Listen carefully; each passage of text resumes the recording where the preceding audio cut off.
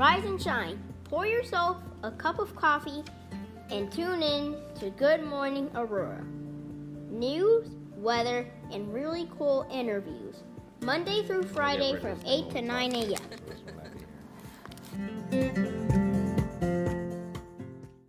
Good morning, Aurora. Good morning, Aurora. Good morning, Aurora. It is Tuesday, the 20th, October 2020. November 3rd is fast approaching. You are listening to the second largest city's first daily news podcast, and we have a fantastic interview today. We're going to learn a lot, talk about a lot with our sisters from Raiz and representing Raiz, Gisele Gonzalez and Sandra Gonzalez. No relation, no relation. Is the clap for the no relation, or is the clap for who we got on as a guest? We don't know. Y'all figure that out. So we are going to be talking about a number of things this morning. But first of all, for you sports fans, we ain't got no sports. So as we were just chopping up before the mics came on, some teams won, some teams lost. That's life, baby. Keep it moving. Keep it moving. Somebody played something. That's right. And they're doing better with COVID than the rest of the country is. So that highlights priorities. That's the word of the day, priorities. All right. The current temperature is 39 degrees. It looks like the high temp today will be 54 degrees. That'll be reached at about 1 p.m. So a very somber, cloudy day, kind of like Nirvana's album, the one right before In Utero. Wednesday, tomorrow, is going to be 57 degrees. Also, it's cloudy. Now, listen to this. Thursday and Friday are going to be very rainy, but yet 77 and 61 degrees, respectively. So that sounds like it'll be muggy. Really humid, like my auntie would say, hermit. It's hermit outside. Like hermit crabs, Mom? Or, auntie? All right, now, news. The next rounds of the Change Initiative sessions are, as follows. This Thursday at Main Baptist Church, 814 East Galena. The 29th, Impact Church, 4054 Fox Valley Center. And November 5th, also a Thursday, Society 57 at 100 South River Street. Each 90-minute listening session will begin at 6 o'clock p.m. You can join Mayor Richard Irvin and Aurora Police Chief Kristen Zeman and or Deputy Chief Keith Cross and other city officials on these sessions. Okay, the session on October 15th and going forward are conducted with full Spanish translations. And if you go to the city's websites, you can listen to and access the episodes with Spanish translation. For more information and to register for these sessions, you can go to aurora-il.org /change to register, and you have to register. You can't just show up and go there. So please register, come out and take part. The Sugar Skull City promotion is still going on. You've noticed all of the lovely Katrinas. What? Rolled the R's good today. That's all the artwork in the window. It looks very good. For you, my yes. Spanish teacher. Thank you so much. Got a star. Yep. Estrella, right? Estrella. Yeah. Well, yeah. And then tore it up right there. Another star for Frank. A for effort. Yeah. Now, this is a crowd-free initiative. It's a lot of art taking place, looking at things, and going to frequent some of the storefronts and the windows that they have. So you can go dine and shop and also check out the good art. Okay, and this is to honor the Mexican tradition of Day of the Dead. So please go out, take your favorite pics, and I'll tell you what, if you send your favorite pics to us on Good Morning Aurora, hit the DMs with those. We'll shout them out, post them, and give you a little bit of love. All right. Now, the Change Initiative sessions are important, but also what's important is the CDBG Community Development Block Grant that has already been available since the 5th of this month. AuroraTechIL.org/neighborhood redevelopment is how you access that. We've posted that link. We will make sure that we repost it again for you guys. They have to be submitted by 4 o'clock p.m. on Monday, October 23rd. Shout out to Invest Aurora and also the Aurora Regional Chamber of Commerce and the Hispanic Chamber of Commerce as well.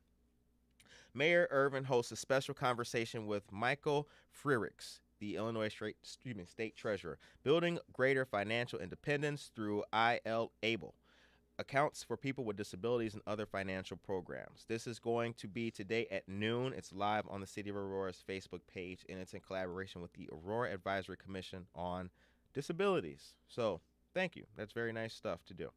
All right. Now I'd be remiss if I did not mention that it is still Domestic Violence Awareness and Breast Cancer Awareness Month, as we've told you for a while now.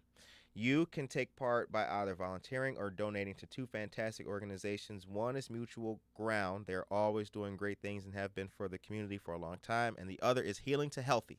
And that's with two wonderful ladies by the name of Susan May Romano and Amy Downing. They make camisoles for women, and they also highlight the importance of getting mammograms. Please take part if you can and help out those two fantastic organizations and simply show some love. I think it's the the purple ribbon for domestic violence awareness and pink for breast cancer awareness. Yeah. But my color's right too. All right. Very positive and good stuff. So, other than that, the Women's March that happened recently. Saw good things and heard good things. Shout out to all the people involved in representing for women. And that was in Oswego. All right. And with that, that's the news. So now we're going to get into our interview, the good stuff, with our friends from Raiz. Good to have you ladies back. Thank you. Good Glad to be see you here. again. Yes. Good to see you again. They Both of start y'all. paying us. Yeah, seriously. Yep. Like, you know what, Kurt? Come on. Part 6. Come on, bro. Out here early in the morning and stuff. But we're glad to have you ladies back. So having you both talk and tell your stories and everything, and also the work that you are doing, have done, and continue to do is very important. You're both running for positions on the Wabanzi Community College board, but you've been involved in the community since way before. So for those who may just be tuning in and seeing you ladies, real quick, tell us who you are, where you're from, and what you represent, what we're here about. We'll start with you, Gisele. Yeah, definitely. So, good morning, everyone. My name is Gisele Gonzalez. So, I currently work as a Raiz fellow for Planned Parenthood of Illinois. I also work as a legislative assistant for State Representative Corina Villa, and I've been a community organizer at heart. So I run two nonprofits here in the community. I am on the board for the Aurora Rapid Response Team, which Sandra will mention. And I am also a business owner here locally. So I'm really kind of grassrooted here into the community.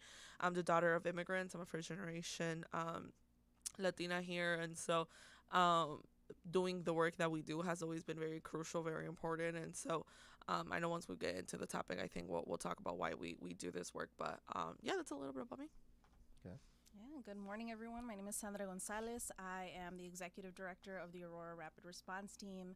I have done some work with Raiz by way of the fund that we will talk about later. I also run my own small business, translating on the side. I'm a PhD student. I used to work as a Spanish teacher for 5 years and then moved on to focus on my studies. I also am with the Sideline Project and numerous other things that I could go on about, but I'm just happy to be here. I've lived in Aurora this is my 5th year, and I don't plan on leaving. I really want to stay here. Good. Yeah, looking at buying a house in probably 2021, so planning on staying here. So I just love the community, and I want to continue to be here and being able to help as much as I can. Good. Very cool. So what's it like being community members and now running for positions? So I think there's this term, especially with academia, but now I guess it's definitely come up as running for office, is imposter syndrome. That feeling of you feeling like you're not supposed to be there, especially as Latinas, as also the first in our families to go to college. And I'm also the oldest daughter of Salvadoran migrants, and I've sensed that for me there's just still this lingering feeling, and I think it's always going to be there from conversations that I've had with my own mentors and professors, this certain idea that you're not supposed to be in these spaces.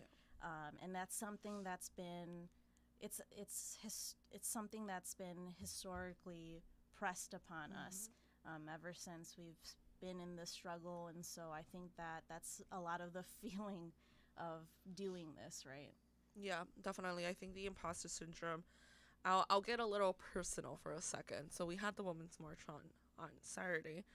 Um, and I left that. I had a lot of stuff going on that day because we were doing some stuff at the house, and so I didn't go as focused as I should have. And um, after I did my speech, I felt like I bombed, and so I remember driving back home, and I remember saying like, "Why am I doing this? Like, this is not a space for me. Like, why am I getting myself involved? Like, I already have a million things to do." Like, and so I left feeling very down. And so I got literally that entire weekend I was like, I'm about to have a glass of wine and I'm just gonna get over it. And it wasn't until Sunday night that a good friend of mine, Penelope, she recorded it, and I finally I was like, did not want to look at the video because I was like, I know I didn't do as good as I could have. And I finally watched the video on Sunday, and there was a part that I really did like. So I gave myself some credit, and I was like, no, like, I was like, you could have done better, but you did good. And Right. so I had to really kind of motivate myself, to get in this, to kind of get into this mentality state of like, no, like, I could do this. Like, I am prepared enough for this. I am, equipped enough to do this. And I think as community members, as a student of Ubanzi, as I have all these factors that can only make me a better candidate and could make me a better trustee at the institution. So, but it's definitely something we battle with. Yeah. When you talk about the imposter syndrome, and you also talk about something that's been impressed upon during and throughout the struggle, are you speaking from a woman's perspective or a Latina's perspective? I think Oh, both. Or of both. Oh, everything. Yeah. Everything. I I think it's, as let's start with being just a woman, for example. There's so many more women, and I think just as I mentioned on for the Women's March, I mentioned that we need to redefine who a woman is, right? Because we're talking about trans women and how it is that they experience being a woman. And so I think that even just that, the notion of what it means to be a woman, we're looking at that from the perspective of Eurocentricity, being a white woman. We're not talking about, as we move forward with conversations about what it means to be a woman in different demographics, I think it's always been pushed upon us that we need to act a certain way in certain spaces. Like for example, academically, they're always telling us you need to dress a certain way, you need to speak a certain way, you need to be mindful of the language that you use. And I mean, for me, I'm just like, you can go shove that aside. I don't care.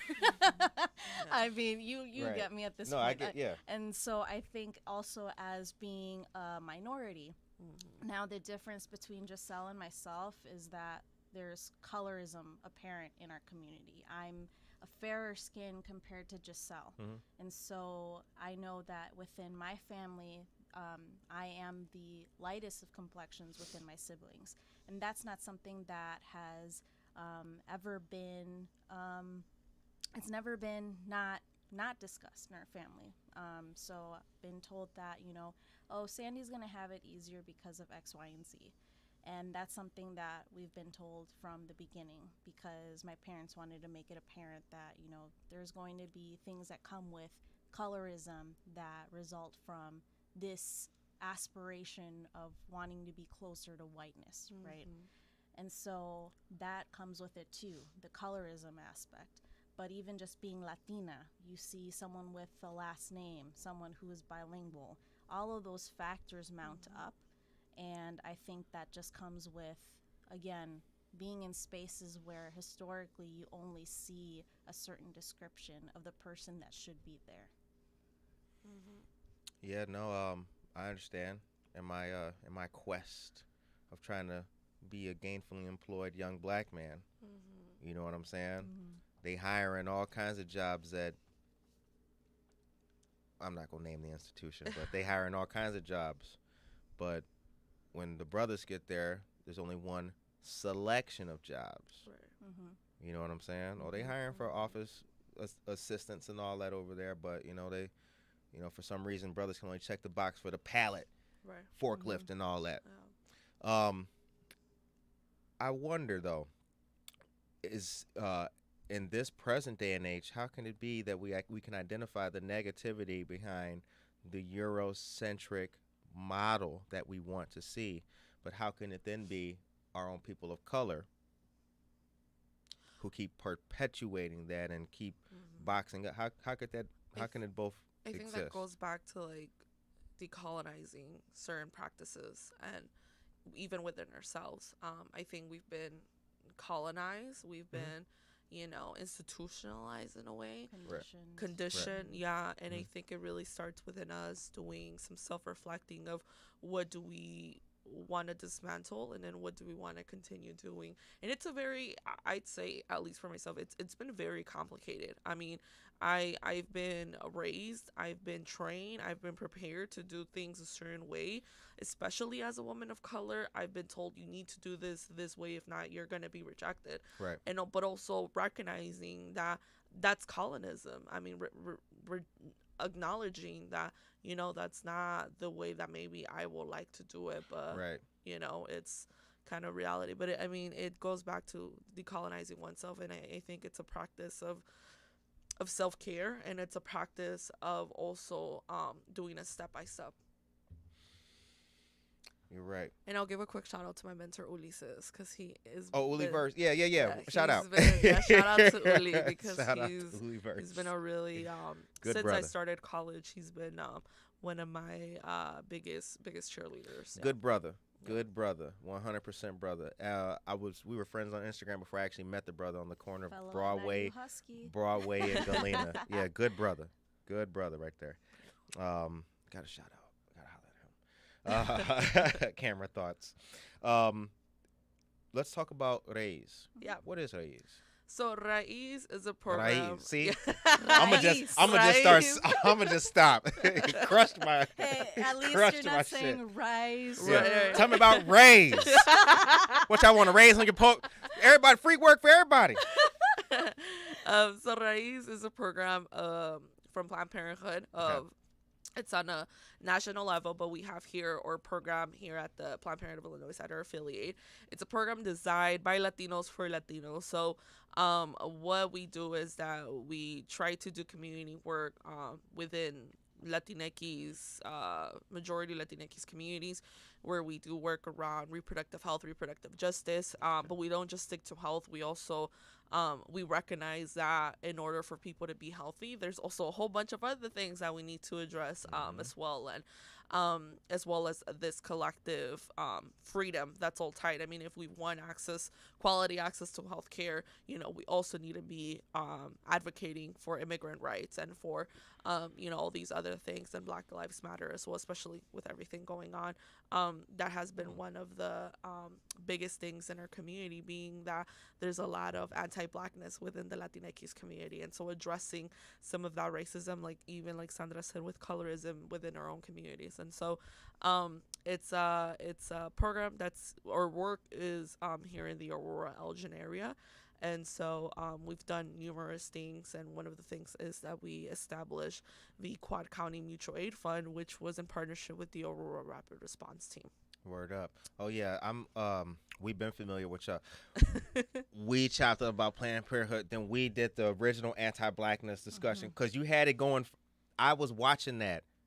I loved it. Oh, the plática that we had? The original, because I spoke to you after you had a professor. Yes. That was with Raiz. That was with my professor. Okay, yeah. that was my very first. That's the first time y'all came on my radar. That was a good one. I was like, what the heck? That was a good one. Tune in. Yeah, shout out to Sandra's professor, because that was a really good. That was actually, we did these. We started doing these partnership pláticas with Raiz and the Aurora Rapid Response Team Okay. to be able to plug the fund. immigrant mutual fund. Okay. Yeah. All right. So that that was a good was one. its kind of like original inception beginning kind of thing there. There was one before that yeah. where we were talking about women and immigration. Yeah. Okay.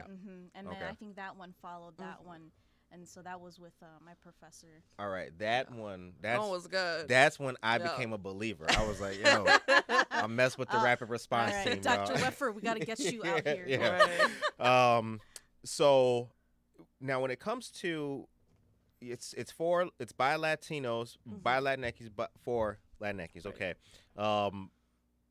Explain the many um, communities in the diaspora, if you will. Yeah. Oh, So, yeah, that's a that's a really Okay. that's If- so I think if I'm interpreting this correctly, are you talking about just the different ethnicities and layers of the Latinx community, or are you talking about more in terms of the issues that underlie the community as a whole? Yeah, that's what I was talking about. Okay. Because, yourself on Planned Parenthood, and I think I asked you in Mm-hmm. the interview that we sat down in, is like, is your work controversial within your own community? right. You Oh, know what I'm saying? definitely. So Oh, I'm yeah. trying. Within our own. Yes. I may have so- asked it wrong, but yeah, I'm trying to get like Right. the exact Yeah. temperature Oh yeah.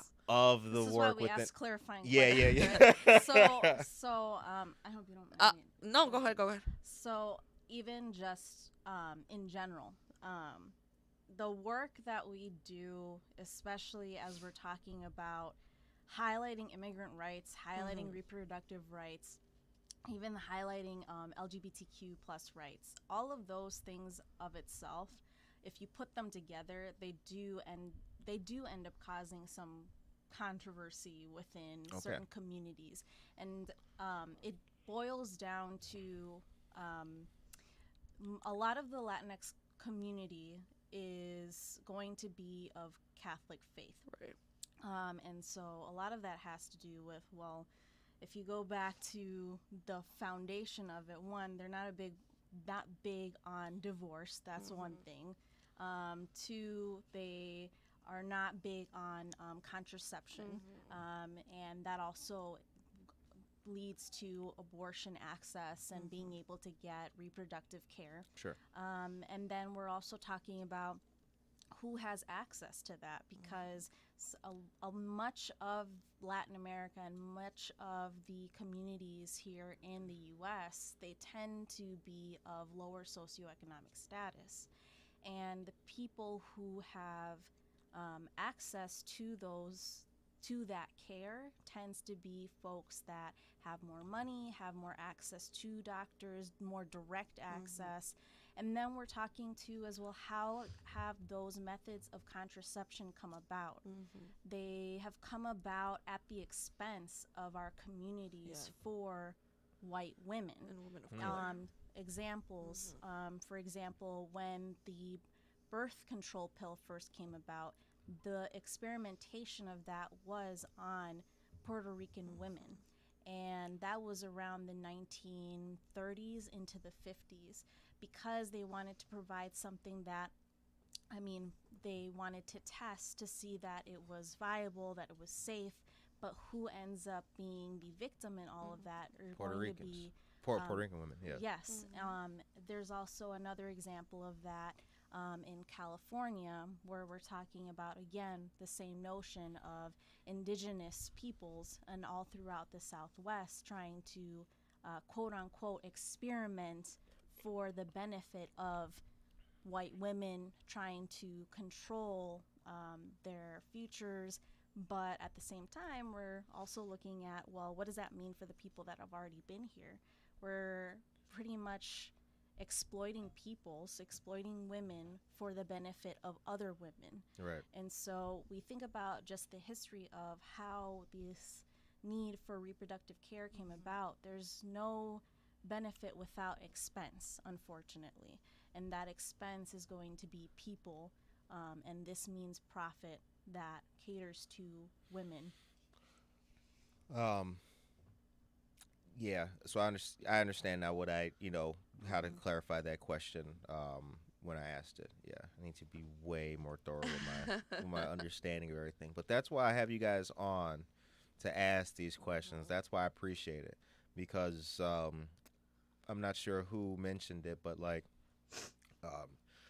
when we're talking about being an ally, one should try to immerse themselves and learn the subject matter instead of just putting on the T-shirt for a day. Correct.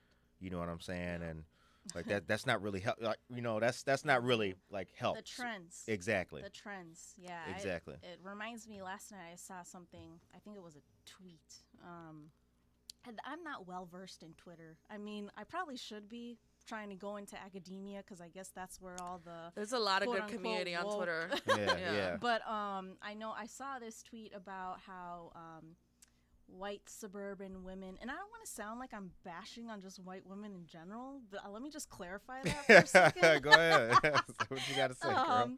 But I mean, just as a demographic that's being looked at as saving this, whatever the hell this presidency is, because that's what's being projected, is that white suburban women are going to be the ones that effectually continue this presidency. But what I mean to say by that is, going back, it's looking at this notion of they do tend to dictate a lot in terms of what we're looking at nationwide. And so I think it's just, we do have to be cautious about this demographic of people because they tend to sway one way or the other. Oh yeah, definitely. I mean, I've never had a South Korean woman call the police on me because I'm playing basketball on a basketball court. Until that happens, I have a story about that, but I wanted to ask because there's a Raiz tonight. Yeah, tonight. So we have a Platica tonight at 5 p.m. virtually. It's going to be live stream on the Facebook Planned Parenthood of Illinois Action. And so we're going to be covering manufacturer workers during COVID. And so I know last time I was here, we talked a little bit about the impact that COVID had on manufacturer workers due to the lack of preparation, care, everything from these employers at the manufacturing plants. And so that affected and really put at risk a lot of members of our community and neighboring communities. So we're going to have on this Platica State Representative Corina Villa, who was a really and continues to be a huge advocate for these workers in the Chicago Workers Collaborative, which is an organization out in Chicago, but they do work out in the suburbs because they were huge and also advocating for these workers, and not just advocating for them, but also training them and preparing them for and how to advocate for themselves, because we recognize that a lot of these workers are undocumented and they fear repercussions and they fear to be fired. They cannot afford to be without a job, and so they were basically risking their health, risking their own lives to continue working. I don't miss working in factories and shit like that. I am so glad that my mom is done working at factories because they are I think we already had this notion of like factories are like the worst place to work at, and then COVID hit, and then we saw how much manufacturer workers were impacted, and then now more than ever we're like, my mom kept working straight through.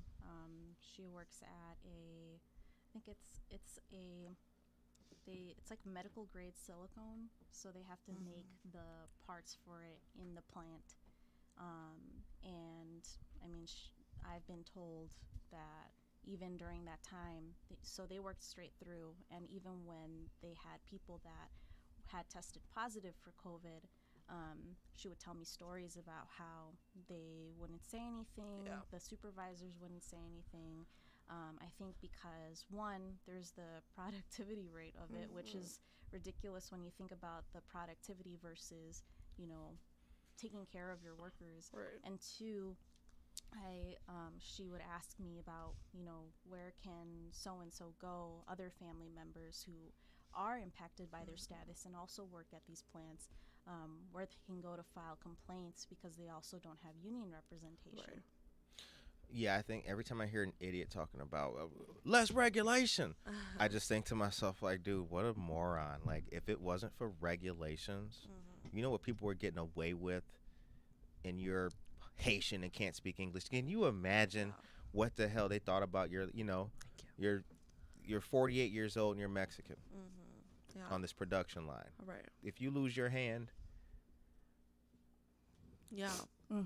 they will and not pay you shit. Like regulations, and that's very important. The fact that our community already does not have quality access to quality health care. Right. And I think, the status of the immigration status, I mean, it only worsens the position that they're in. Yeah, negative shout out to Ecolabs. That's the minus shout y'all get. That's just me though, These views do not represent the sisters on the show. Now tell me about the book club. Okay, so we have I love our book club. So I don't know about this book club. I want to hear about this book. Yeah, you gotta join, girl. I already have so many books I have to read. So them, but, this is a fun read. This is so I started this book club at the beginning of COVID because obviously we were working from home. And I think people really needed a time to socialize with others, even if it was just virtually. And so, but I also wanted to be productive in creating it. And so I designed it to be a decolonize your bookshelf book club. So, we read books that touch on subjects. The one we're reading right now is touching specifically on queer feminism. And so, and all our authors are authors of writers of color. So, we only stick to people of color, and our goal is to decolonize our bookshelf. So we meet weekly on Thursday from 7 to 8 p.m. And so it takes us about a month to read a book. We meet weekly. Every month we're switching it out.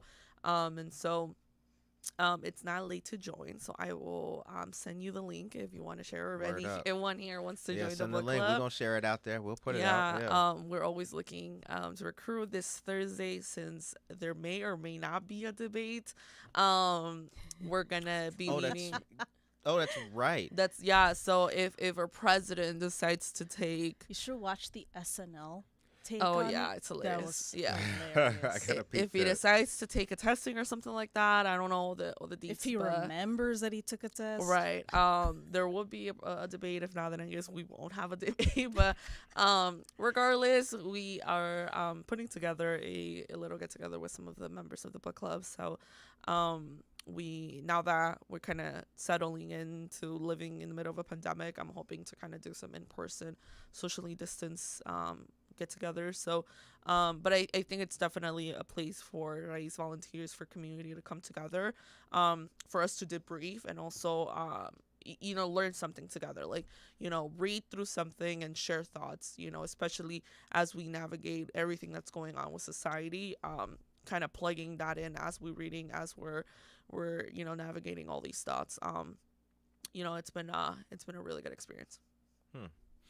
The time is now 8:51 a.m. and you're listening to Good Morning Aurora, the second largest city's first daily news podcast. And we are here talking about Raiz with our friends Gisele Gonzalez and Sandra Gonzalez, no relation. My R's were kind of rocky right there. It's cool. I remember when we were collecting petitions that first Friday in when was it? October. Yeah. And we went up to the Sci Tech building, and I've never been in that museum, but we went up to the volunteers and I introduced us. I'm like, we're not related. And I don't think you had realized the first time that you're like, I was like, wait, we have the same last names. Oh my God. Yeah.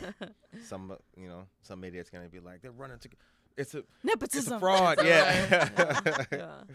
All right. Now let's talk about the QCIM, the Quad County Immigrant Mutual, IMF, Quad County Immigrant Mutual Fund.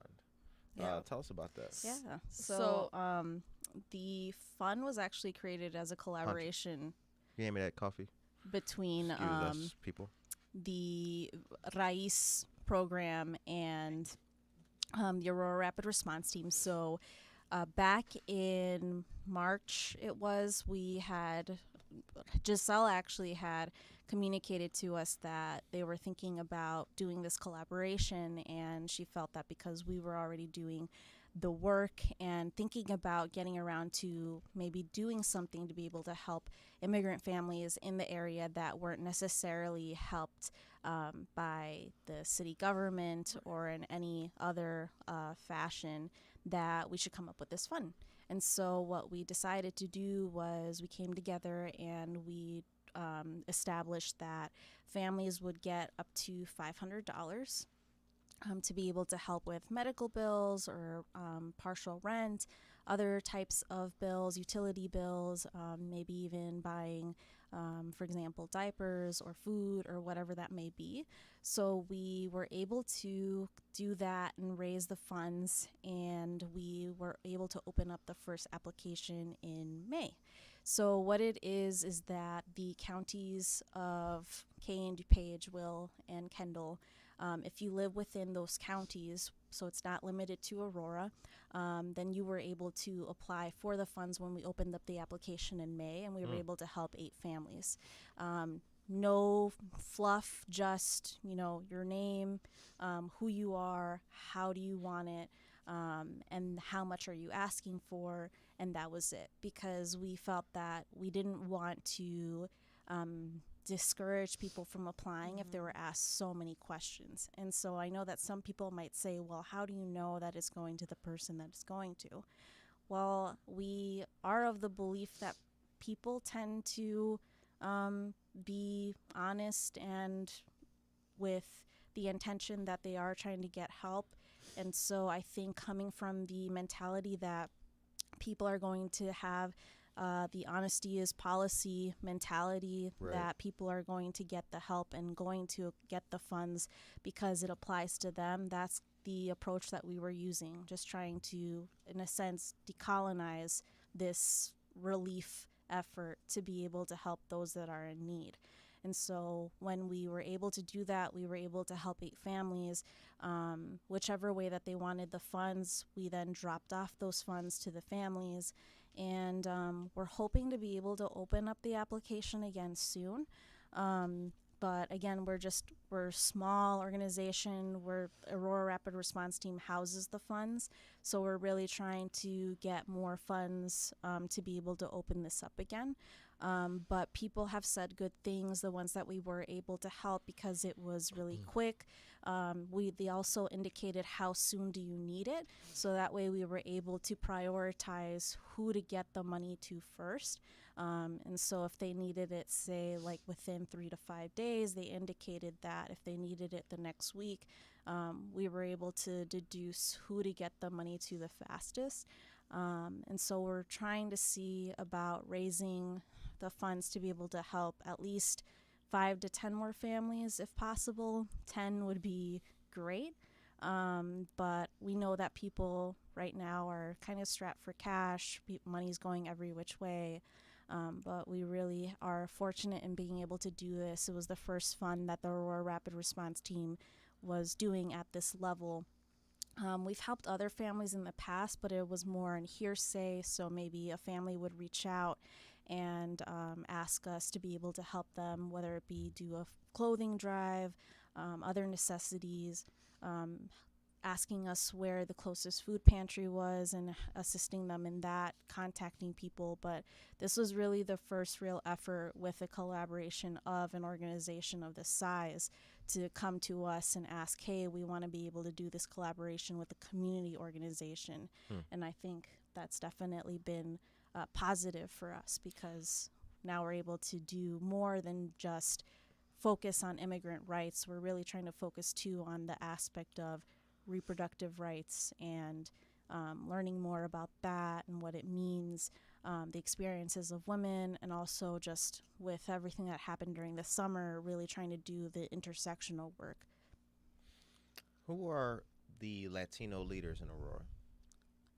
I think that depends on who you ask and who wants to be on a pedestal. I mean, tell me, ladies. It's too early, Curtis. You asking this question this early. we gon' say something, right? I need a sip on something. Where's the tequila? I truly do believe that depends on who you ask and who wants to show off for social media. Yeah. And for certain state officials. Like, we're here because you invited us here and you just saw us. Like, we gave this talk and then, we're here now. But I try to stay woke and replicate wokeness. and I understand that. It's just, it really depends on who you ask, because everyone has different perspectives. Like, I think we probably know who we think of as people that are giving their time and are dedicated. Lead. Right. But those are often people that don't necessarily see themselves as leaders. Or are overlooked at times. And I think there isn't no such thing as community leaders. I like the term more, there's community organizers, because I feel those are the ones truly doing the work. And I think leaders are not the ones we think are leaders. But that is a whole conversation we can definitely And most I think certainly it have. also, I think it also just goes back to that aspect of imposter syndrome because, I mean, I can only speak for myself, but I can assume Gisele probably feels this way. I mean, I don't see myself as a leader. I just see myself as a person who wants to be able to shake things up for the benefit of the people that I want to be able to pass that knowledge on to. I'm not seeking to help them because it benefits myself, and I never say that I am I help people for the sake of helping people. It's because I want them to learn along with me. Right. And I'm always learning new things as I'm trying to gather information for other people and passing that on to them. And I think that's it's just a different mentality that a lot of us carry. And especially in the spaces that we navigate and the other people that we collaborate with, they also have this sense of communal knowledge that we're trying to grow in this like pot of knowledge that we're trying to make it so that people are able to just share in the wealth. And so I think we just look at it very differently. And if you look, maybe other people might say, well, this is a leader, or this is a leader, And and if be able to pinpoint names. If I can plug in, I think that the wanting to identify who are the leaders or putting certain folks in a pedestal, I think that alone is part of the ego-centric practices that we want to dismantle, because it shouldn't be this like we follow leaders or we have to follow what these folks are saying, but rather it's supposed to be a collective community effort of community There's always members. got to be someone that's right. And I think also like the work that, at least for me, it's been survival. I mean, it's I'm fighting for literally, my existence, the existence of my parents, their existence in this country. And so I think it's not so much of, what others may be doing, for whatever reasons they're doing it. But I think for others, it really is a practice of survival and a practice of that this work is crucial to our existence. And even if you look at it like that, like I could say that my parents are leaders because they came to this country to be able to give a better, but to be able to, one, not only give themselves more than what they would have had in their home country, but two, also making the sacrifice for their future children. And I mean, their dream, yes, it would have been that the hope of giving their children something better than what they had, but then ultimately, like, I take it and run with it. All right. So here's the thing. I like action. I see you ladies, y'all always out there in the mix doing things. Y'all are literally stirring the Kool-Aid. I like that. That to me is leadership. So I completely understand what you mean. Like, there doesn't have to be a defined leader. If all the geese are flying south, it don't matter which one is at the top of the V. They all in it. And I've interviewed somebody not too long ago, and they were heavy on who the Latino leaders are, and they were throwing out names. And who'd you interview? We're gonna chop that another thing. That's not. He said y'all gonna have to look back at the episode. Yeah, y'all gonna have. Y'all gonna have to. You know what? Hit the YouTube channel for Hey, more. we said we're Y'all not need to leaders, but we're also subscribe. chismosas, man. y'all need to subscribe. But here's the thing though. No, you can't do us like that. I gotta do you like that because she did me like that. We wasn't gonna right. So we gotta do it like that just for the moment. We got it. Yeah. Okay. But You we can tell us don't. off Do. record. I got you. So here's the thing. And the names that they mentioned were no name. I mean, they mentioned names that I've not heard on the lips of anybody, and I don't see them nowhere. I don't see them. What? I didn't see this individual at Fiestas Patrias. I didn't see Fiestas homeboy or Patrias is homegirl hard at work. the right. And I wonder why that idea of leadership from a person in the Latino community is, what am I missing? Yeah. You know what I'm saying? Like, what am I missing? Like, that was crazy. He didn't mention. I'm like, what did you? I Like, where think you at? if we want to, in a way, tie it to the work that we did with the Quad County Fund, one of the reasons why I I wanted to do this project in collaboration was because I remember having this conversation with my old boss, and I told her, and also I do want to say that this fund started from seeing the struggles of my parents and my family, which is probably the main reason I do half of the stuff that I do. Word up. But I saw that my parents were working still in the middle of COVID, were risking getting sick.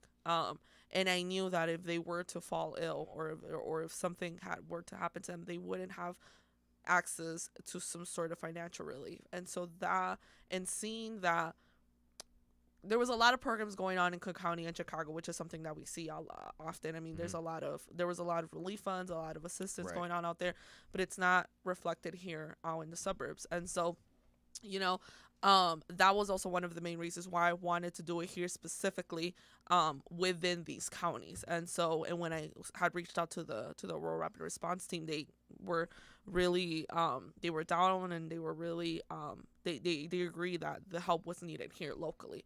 And to me, as a community organizer, I'd say, where were those leaders at the beginning of COVID to provide some assistance, whether it was on the city level, whether it was coming from the mayor's office, whether it was coming from whatever level, where were they to provide that assistance, to provide that help to immigrant families here locally, if there were leaders? Yeah. So that is, and that was largely wasn't where it came out of, right? I'm sorry. The gap. I'm sorry. And it wasn't up to them to do that assistance. It ended up being grassroots community organizers. It ended up being community members who actually put in the work. Sandra and Luma, who actually went out and gave these funds to these folks in need.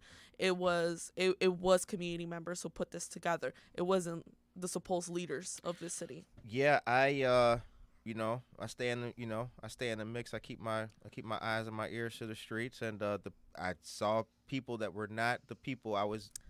The names I was being told was not who was there. I'm like, nah, that's not who I saw in that corner that day. And so I think when we think about, the leaders that we have in place, the leaders that are in these institutions, that when we talk about representation too, and they're leaders of people of color, we also need to think about beyond just representation, right? Because people also come with different interests at stake, and it really boils down to who are the people that are really trying to invest back into their communities. Right. And so just looking at from back in March when this all first started, and thinking about the different opportunities that were granted to people and small businesses, and just the funds that were being allocated every which way, we didn't see enough of, well, what about people that, for example, are houseless? What about people that, are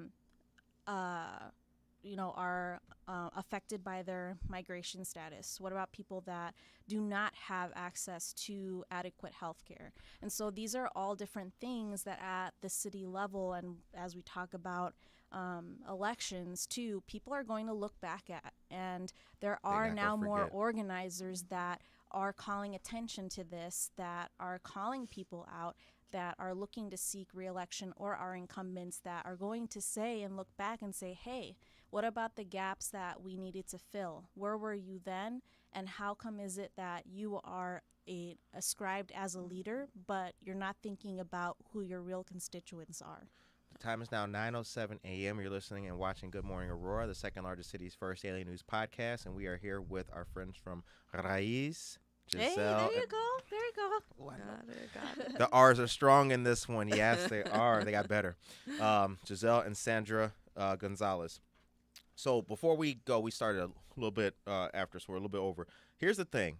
We gotta chop up something. I was not gonna do this without sitting down and talk. There, not too long ago, so there's tent cities, or there are rather in different places in Aurora, folks who are indigent and transient are setting up encampments, we'll call them. One of them was in the Burlington Northern Yard, the train yard. You guys were, I use that term loosely. Friends that I know as well were organizing a response. I don't want to describe y'all if I weren't involved. Organizing a response to not have them kicked out of there. Being a guy who spent a lot of time on ships and unloading shit like that, I've never worked for the railroad, but a lot of my friends do. That is a very dangerous place for anyone to be at who's not qualified. Now, while I stand on the side of those who have nowhere to go, I do think that the city should remove persons out of the Burlington Northern San Francisco yard, the train, because that is dangerous. Am I wrong for thinking like that? No, so you not at need all. no, and I think that's a fair thing because you don't want people to Be hurt. be hurt, don't. be in dangerous situations. However, where will they go? Certainly. Where will if they're going to be displaced, where are you going Right. to house them? And I think that was the biggest thing out of all of this was that, as we talk about again, our leaders, quote unquote, the city didn't provide much assistance with HESE to be able to provide more space. And that was one of the other things too, especially with COVID. It wasn't the city officials that stepped up to help with COVID and HESED's response to it.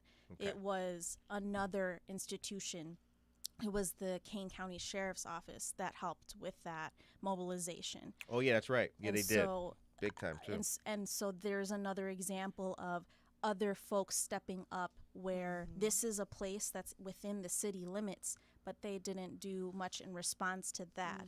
And now going back to the encampments in the tent cities, it was ultimately the city that had removed them. And to be fair, I don't know much beyond where it was that they were placed. And I know that the folks that were helping with that, they did a massive job to be able to provide them with clothing, with food, making sure that they had blankets, because it would, even though it was still summertime, we had a weird summer, so it was still pretty cold. And so we're talking about, yes, we don't want people to be hurt. We don't want them to be in situations where they do have to be confronted with dangerous situations. But then you also have to think about, where are they going? Where are they being displaced to? Where will they end up? Sure. And again, that's an aspect of it that I definitely keep in mind. You know what I'm saying? And I'm not the guy who has to make the calls about residency for the Hesed House, so I will defer to the authorities with that. But I did, again, I really did believe that there are certain moments that kind of thing would call for extending or making an emergency amount of funds available for a Hesed House to extend, because if people are, that's a bad place to be. And that was that's not, they should be removed, but I don't want people to be indigent elsewhere. Not trying to just move the problem, not trying to put a Band-Aid on a problem. It requires surgery. You know what I'm saying? Right. This is a good conversation. Damn, this was There's good. a lot of topics. Yo, we that chopped are- it today. Yeah. We chopped it Yeah. like out of cheddar. What? It's just put it through the machine. I went and bought the meat one day and didn't have it run through the machine. Yeah. Got clowned at the party. Like, what's this? Like, what is supposed- I don't know. Give it to the dude. Go to the machine. I'm vegetarian. Oh, okay. All right. My My bad. husband's vegan. Oh. JB, you know what I'm talking about, right? I love arrachera. Okay. All right. In my So we can meat go- eating life, Actually, JV and I have JV has gone. He's gone to cookouts at my house where we've cooked arrachera. So it's All right. So as you ladies know, the show ends on a positive note. Wait, did we forget anything? We talked about the Platica tonight at 5 p.m. We talked about Book the club. book club. We talked about Raiz. the Immigrant Mutual Fund. Yeah. Oh, I'm going to put a plug. Yeah. The People's Lobby, they are having a bail reform town hall on Thursday at 6. We got to come back to that because I got questions about that. I got questions about that. We got to Oh. chop that. Now We you're got gonna to have to chop ask that. me. you're gonna have to buy We got to chop that. the People's Yeah. Coalition over. Okay, we got to do that. Yeah, we're going to Yeah. set that up. They're gonna be a really good. I got folks questions about the bail fund. Yeah. It's definitely, I really encourage you to invite them over, Okay. and because I think it's something that not a lot of folks have heard of. And so it's definitely a thing to have a furthermore conversation around. I believe that so first I support. Just got questions because honestly, what the police have been doing and what communities have been doing in regards to ridiculous bail for minuscule BS. Right. Yep. The type of bail a white person would never get. $7,500. So, for a rolling stop and an open bottle of I alcohol. don't even have that in savings. That is ridiculous. That's tuition. That's the kind of thing my friends tell me, oh, dude, the cop pulled us over, poured out the Johnny Walker, and fucking let us go. That never happens. Literally. They towing your car. Yeah. Y'all Right? what? Who does that happen to? Right. How many Puerto Ricans are telling that story? Not many, But the show ends on a positive. We gotta do this again. Show ends on a positive note. What is your message, ladies, for the people of Aurora today?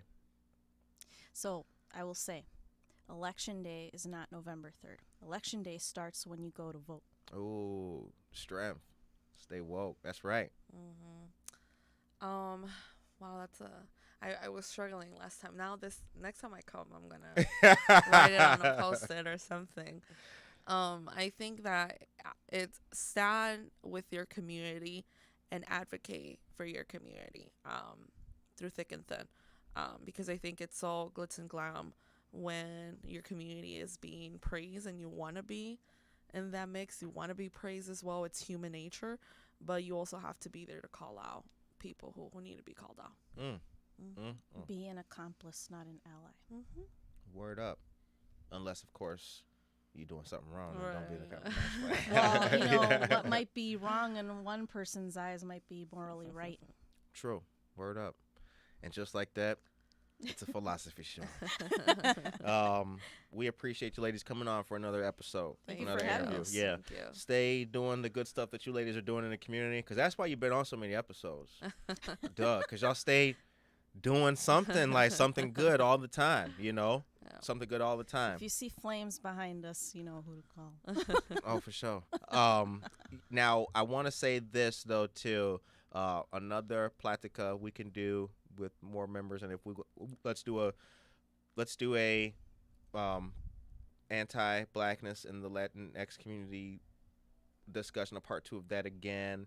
And then also, when it comes to the book club, I'd like to read. So we follow each other on Instagram. Shout out to the gram. All of our friends on the gram. We all gram here. I see the books that you've posted. Yeah. You've posted a lot of titles that I have yet to read. Yourself and Nick Thompson. Y'all y'all the ones I keep my knife sharp with the books and everything like that. Shout out to Nick. But yeah. So I'd like to really get involved with some of the titles that you have on that book club. Yeah, definitely. Like I said, we're always recruiting. Folks are able to come in as they'd like, as they wish. I know things happen, people fall behind, they don't read, but you still plug in the conversation. So I'll send you the link, where they sign up, and then that way you'll start receiving emails from me. Sending you links to our Blue Jeans meeting, which is like Zoom. But definitely, and if people have any suggestions of what they would like to see, please send them my way. Preferably, like I said, we do stick to authors of color. So, yeah. Word up. All right. On behalf of Good Morning Aurora, the second largest city's first daily news pod. One more thing. What up? How can people see the Platica? We just talked about it. Oh, yeah. So it's going to be live stream on the Facebook page of Planned Parenthood of Illinois Action. Thank you, Juan. So it's going to be live stream. So just get on Facebook, and you're going to be able to see the Platica on the Planned Parenthood of Even Illinois if you're at work, tell your boss. If your boss asks why you're not working, like, yo, I get to work when I'm ready to do that. It's a Platica. Platica going on right now, man. Planned Parenthood. Tune in, baby. All right. I think that we got all the info out there. Yeah. Sepulta translation as well. Yep, that's right. Shout out. And you should plug your dad's Yeah, business. so I own George's Carpet Cleaning and Home Services. Curtis, you need your carpets clean, bro.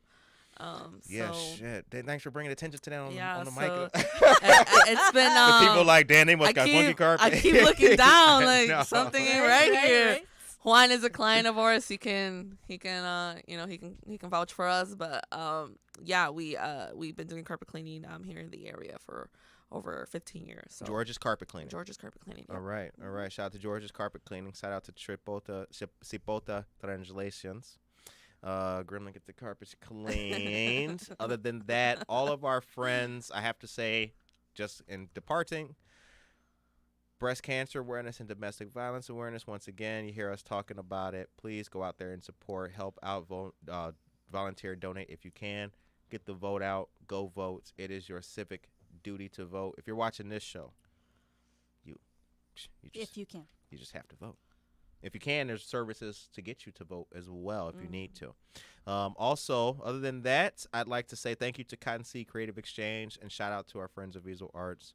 And then also shout out to Uli. Shout out Uli. Mm-hmm. With that, I'd like to say be blessed, be happy, be safe on this Tuesday. And we will see y'all back here tomorrow for another great